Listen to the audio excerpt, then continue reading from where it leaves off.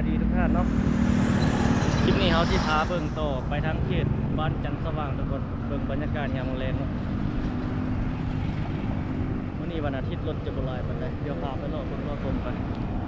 โอ้บนนั้นก็จะเอาทุเรียนมาขายไฟแดงแต่งเขาอยู่แต่งไทยเขาได้ไปโดนเติบละ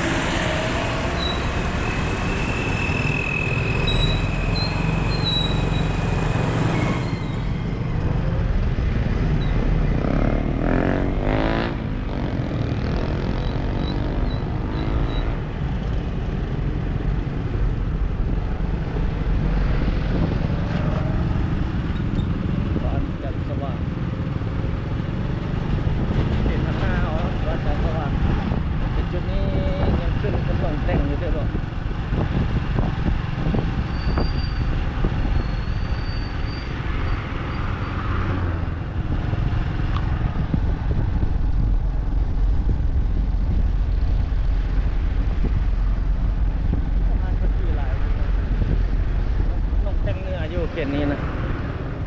เขตทางหน้าออกไปบนนั้นจึงเป็นบ้านนะ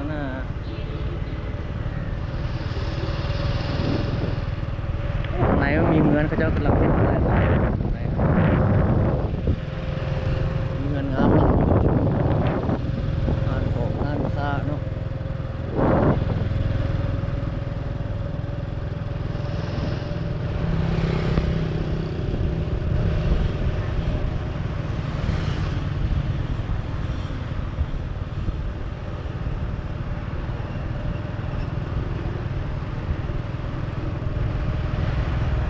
เส้นนี้นี่สองข้างนี่เบิ่งนี่ห้านค้าหลายเนาะรถเที่ยวก็หลายอีกถนนสายนี้นะจะเบิ่งน่าจะมีโซกทวีซูเปอร์มาร์เก็ตคนหลายขนาดเลยจะซื้อมาจับใจาย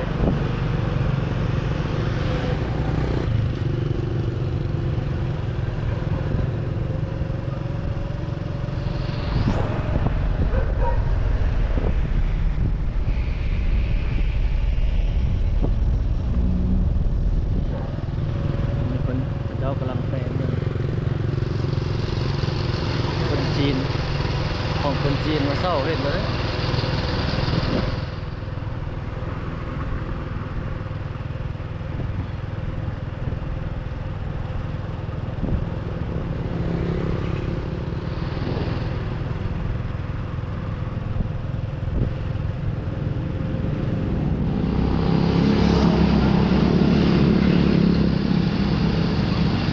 เบิ่งบรรยากาศยามแลง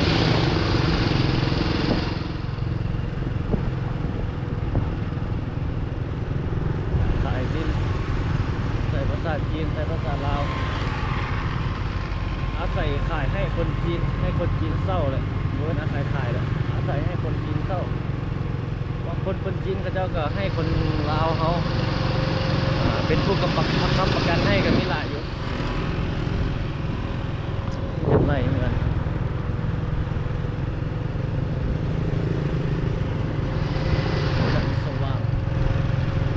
จันทร์สว่างจะหยุดเขตทางนาวจันทร์สว่างเขตบ้านจำปาไปทางนั้น บ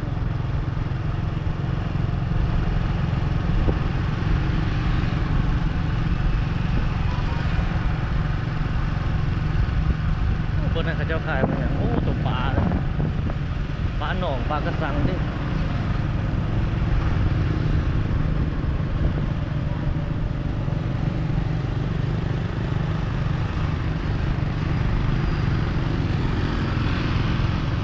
อดน้ำมันปิดไว้ได้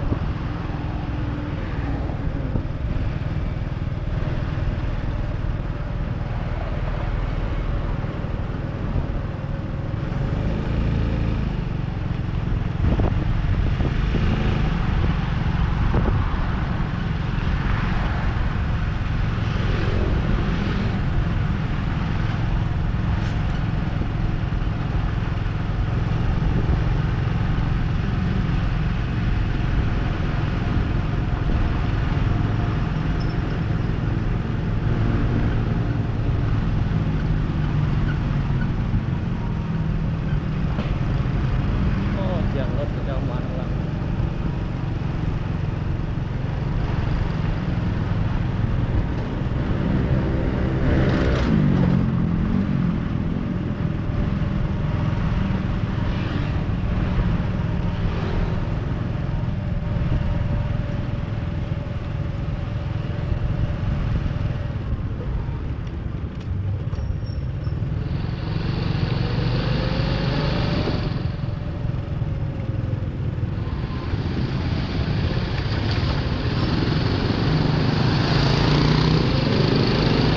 หอดวัดเขต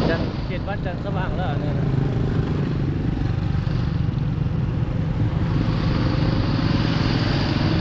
เขตตลาดจันทร์สว่างแล้วเขตนี้สองข้างทางเนาะ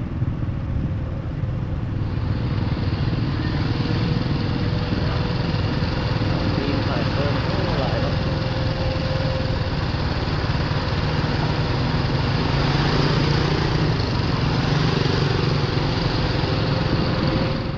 เศรษฐกิจของยุคเขตนี้หลาย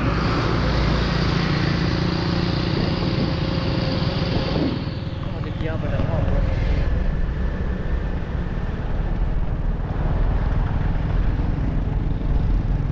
ตลาดจันทร์สว่างขึ้นป้ายใหม่เลยอันนี้ปรับปรุงใหม่อยากเข้าไปในเนาะ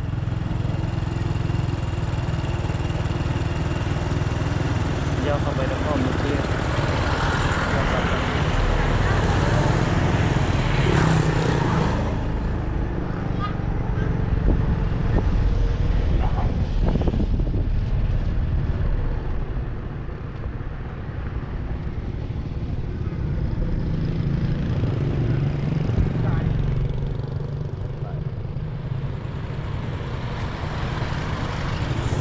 เส้นนี้ในรถเที่ยวไหลาย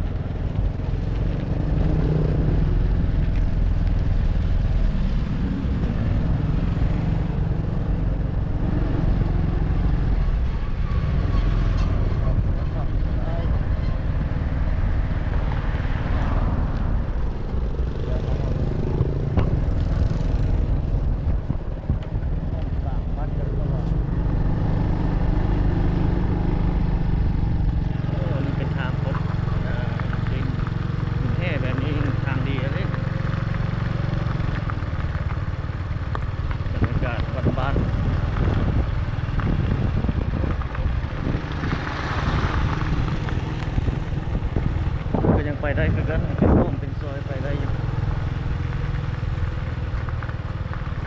ยามแรงเขตบ้านจันทร์สว่างทุกคนโอ้บรรยากาศดีเลยรอบบ้าน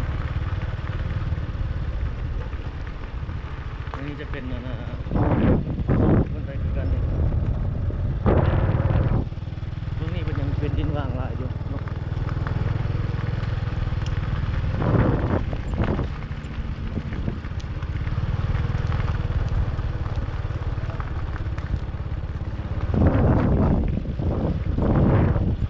อันนี้ยังเป็นดินว่างดินอย่างไร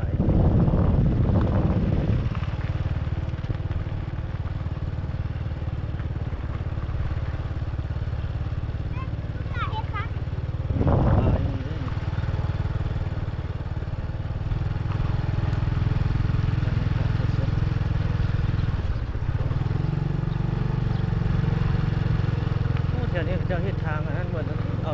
ดินมาใส่เป็นทางหินแห่เนาะได้ทางใหม่เลยตอนนั้นก็ทอดแล้วก็ได้ทางใหม่แล้วลาดยางใหม่เลย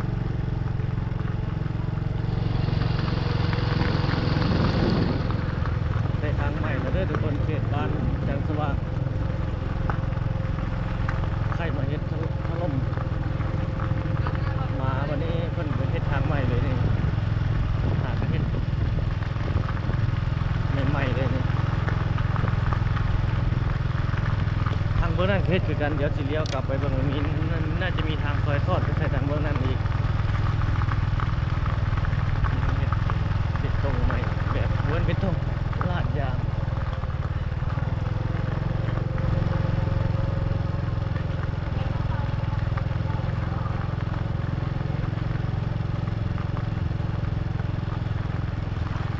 ก่อนเป็นทางดินแดงนี่ก็เป็นใหม่แล้ววันนี้เดี๋ยวเมื่อใดฟ้าแจ้งจะมาล่อให้เบิ่งอีกครั้งทางเบิ่งนั่นก็คือกันเนาะเดี๋ยวสิเลี้ยวไปเบิ่งมันมีพร้อมเข้าไปพร้อมนี่ซอดนี่ก็สุดนี่ก็ยังเป็นคือกันนี่ทางนี้ก็เฮ็ดคือกันนะเด้อบางหลังนี่เพิ่นบ่อยู่ก็บ่ได้แปลงดอกตั้งแต่สุดเฮ็ดตกพุ่นน่ะทางดีมันมีแต่ลวดยางแบบนี้เลยลวดมีลวดลงไปให้พุ่นลวดใส่กินพร้อมแบบนี้หมด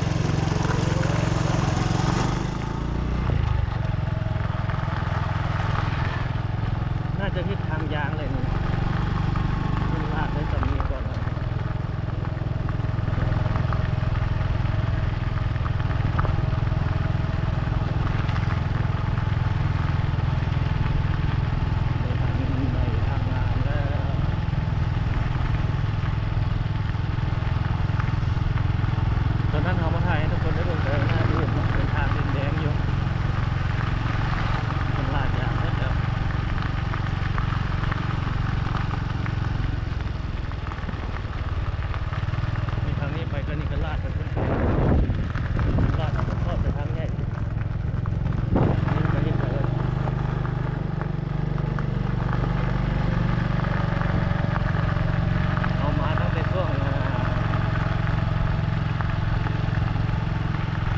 ตกพุ่นละมันอยู่เข้าหมดเลยหลายคนก็ได้หลังคางั้นใหม่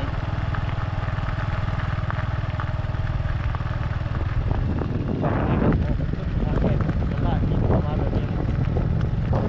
ทางเขาทำไปแบบนี้คนที่เรา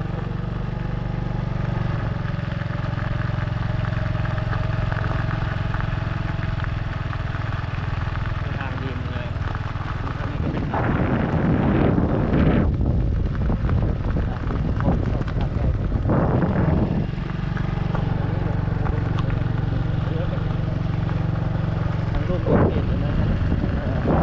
เขาเห็นภาพมุมสูงตอนนั้นเราเห็นเราก็เป็นเหมือนเป็นอย่างไรได้ทางใหม่แล้ว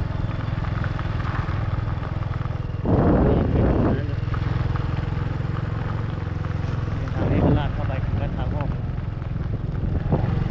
โอ้ได้ทางใหม่หมดแล้วนะ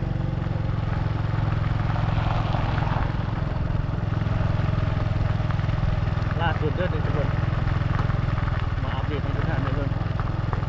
หลังจากมาเห็นผ่านไปทางห้องทางใหม่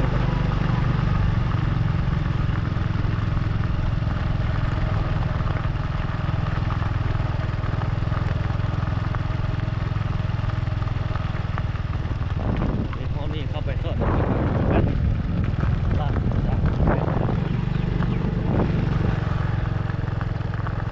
ช่วงเห็นตกทางการนำพันกมาหลายอยู่นี่ทางประธานประเทศจะลงมานี่อย่างนั้นอยู่ทางบริไฟไม่ได้ทางนั้นเราไปสอดใส่คนเนาะทางนี้ก็สีอย่างประมาณนี้ยังไม่ได้เข้ามาเรื่องเราได้หลายสายแล้วได้เป็นทางดีหลายสายแล้ว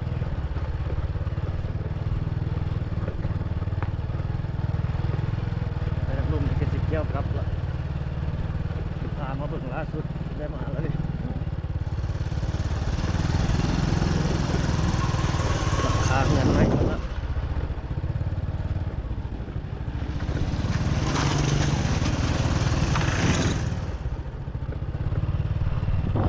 จันทร์สว่างจันทร์มาเอาสิเดียวกลับอยู่แล้วมีสังลมกระเจ้าก็ได้หลังคาเงินใหม่เพิ่มเห็นอยู่บ่เห็นเนาะมืดเนาะเห็นประมาณนั้นมีหลังคาใหม่มืดเลยตอนนั้นปรุงตุ้งดิ้งเนาะมืดไปตอนนี้ต่อไปนี่โทรศัพท์ต่อมันมืดแล้วกล้องกับโปรเขา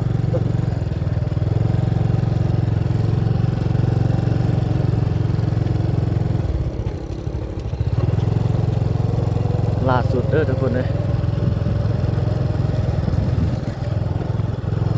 ได้ทางดีหมดแล้วทางหน้าเอาเป็นปูคนนั้นให้หมดละปูคนทางปูยางให้หมดละเพิ่นน่าจะมาลาดอีกวันนึงเลยยางนะได้ทางยางหมดละ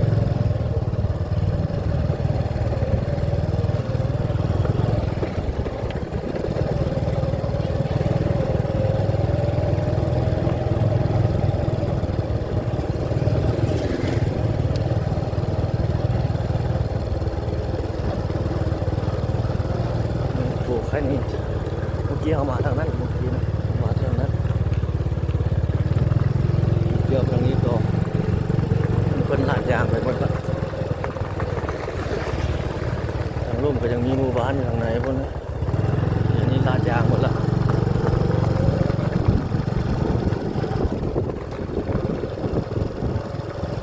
ลงสั้นนี่แล้วคือว่าลงอีกวันหนึ่งนั่นเอาทางยางเนาะมันจะมีหลายขั้นตอนในทุกวัน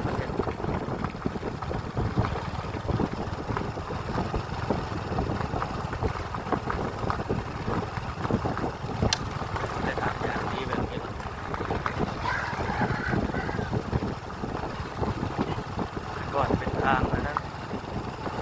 ทางแดงไปก่อนนะ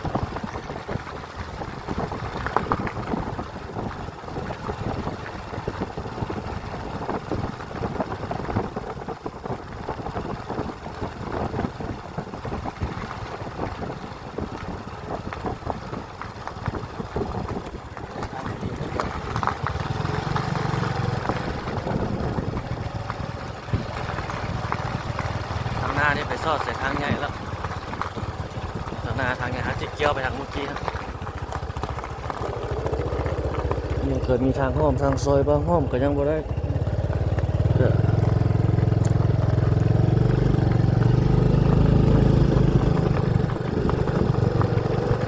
บางห้อมก็เพิ่นกับแปลนได้แล้วที่ถิ่นมันยังบ่แน่น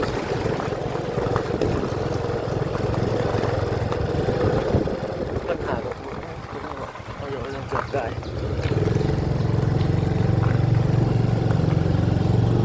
ตัวนี้น่าจะเป็นโซดนะเพื่อนตัวนี้เป็นคอนกรีตโดนแล้วตัวนี้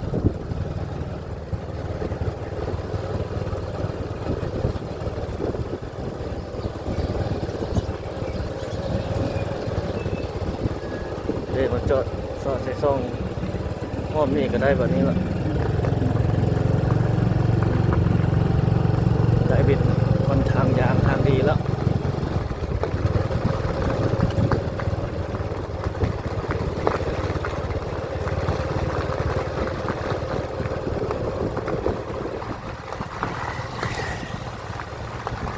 หน้าเอาก็ไปสอดทางใหญ่แล้วนะ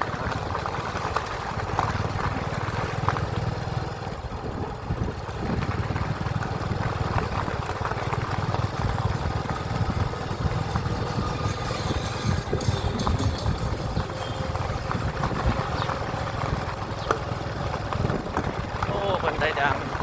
ลาด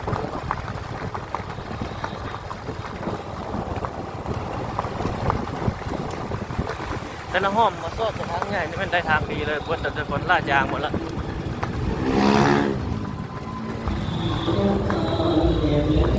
นี่ครับ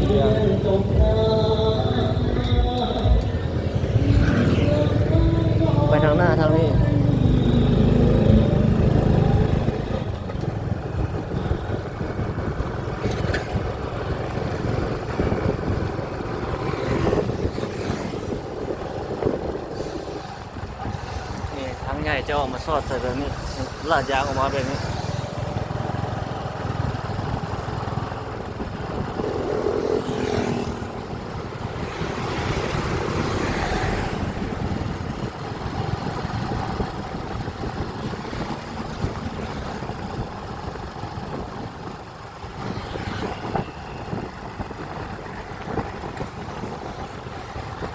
เขตทางลมเนี่ยเป็นเขตบ้านจำปาเขตบ้านอันนั้น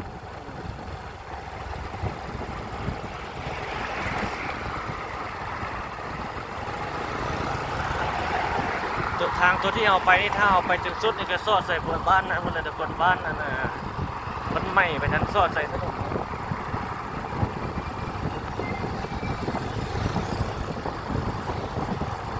ขอบเขตนี้เพิ่นน่าจะได้เงินนะช่วยเหลือเนาะตามเบิ่งจึงเฮ็ดทางเฮ็ดอย่างเพิ่นเฮ็ดแปลงเบิดแล้วโอเคเดี๋ยว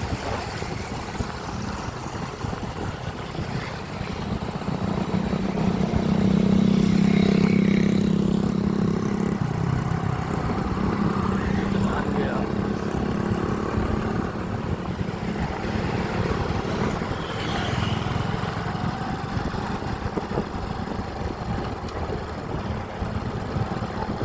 สามไฟเครื่อง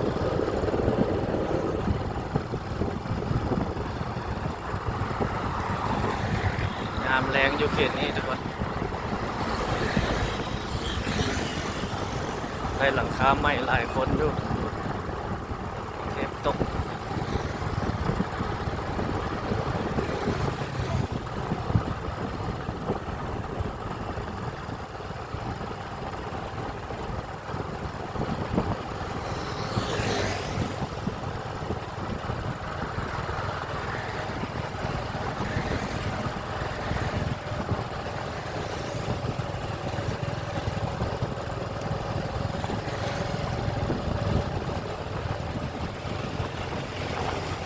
ออกไปฮอดเขตทางหน้านี่ก็สีเดียวกลับแล้วทุกคนเลยพามาเบิ่งตอนแรงอยู่ในขอบเขตนี้เป็นจังไดอัปเดตให้ทุกท่านได้เบิ่งได้ชมเรื่อยๆดอกเอาก็ได้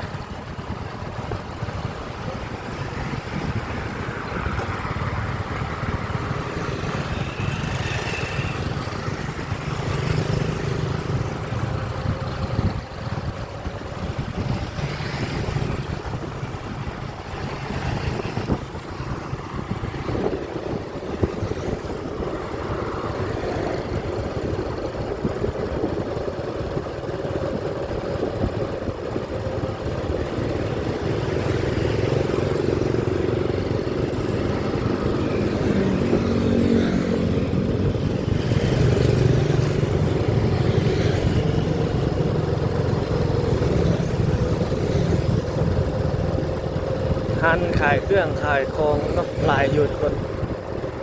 หันฝือหันก็เปียกหันเหล้าหันเบียร์อันนี้ก็เป็นทางคอนกรีตแบบนี้ไปสุดใส่ถนนนะทางเบื้องเรียบแคมป์ของเขตนั้นคนละแหละเขตวันใหม่หมดเลย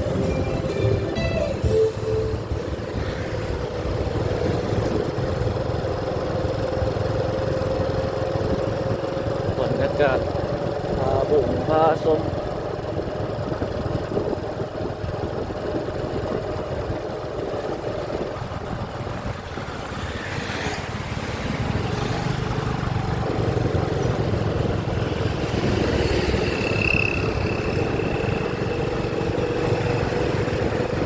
อยู่บนไหนเมื่อกี้เข้าไปเขาจะจัดงานมันอย่างนั้นงานบุญบ้านบุญวัดเดี๋ยวบอดกลับไปกันอีกจบกัน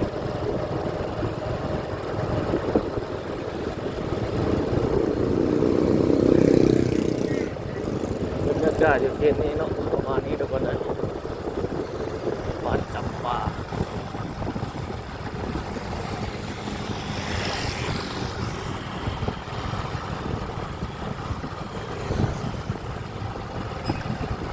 โอ้ทางลมเนี่ยเขาจะขายเครื่องขายของหลาย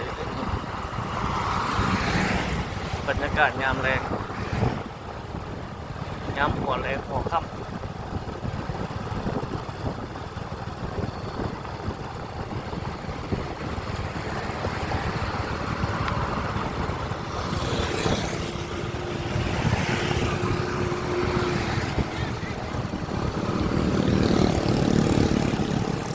ผักไทยมีเนาะโอ้ตามแกมทางนี่ก็หลายอยู่นี่โอ้วางไว้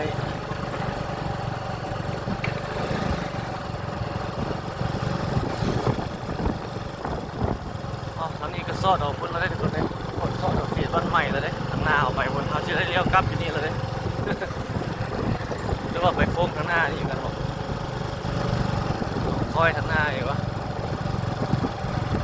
เอาสันนี้ก่อนทุกคนวันนี้ละก็สิประมาณนี้ละอัปเดตให้ทุกท่านได้เบิ่งนะเนาะในขอบเขตบ้านจันทร์สว่างหลังจากพายุให้เข้ามา